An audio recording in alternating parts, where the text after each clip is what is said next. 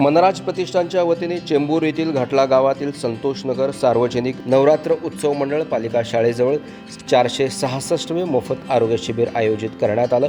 या शिबिराला परिसरातील नागरिकांनी उत्स्फूर्त असा प्रतिसाद दिला आहे। आरोग्य शिबिरामध्ये एकूण 160 नागरिकांची मोफत आरोग्य तपासणी करण्यात आली। याशिवाय 26 जणांची रक्त तपासणी, 12 जणांची BMI तपासणी तसेच 55 जणांची नेत्र तपासणी करून त्यांना मोफत चष्मे वाटप करण्यात आले। या शिबिरामध्ये डॉक्टर प्रमिला पटेल यांनी रुग्णांची सखोल तपासणी करून त्यांना मोफत औषधांचे वितरण करण्यात आलं। आरोग्य शिबिर यशस्वी करण्यासाठी जालिंदर साळवे आणि हरकेश पांडे यांनी विशेष परिश्रम घेतला आहे।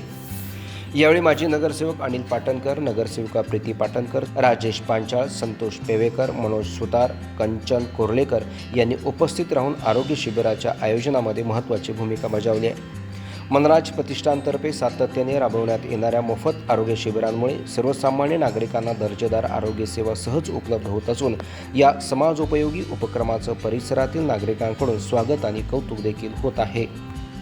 यासारख्या अन्य बातम्या बघण्यासाठी तुम्ही आमच्या चॅनलला लाईक करा, शेअर करा, सबस्क्राईब करा। धन्यवाद।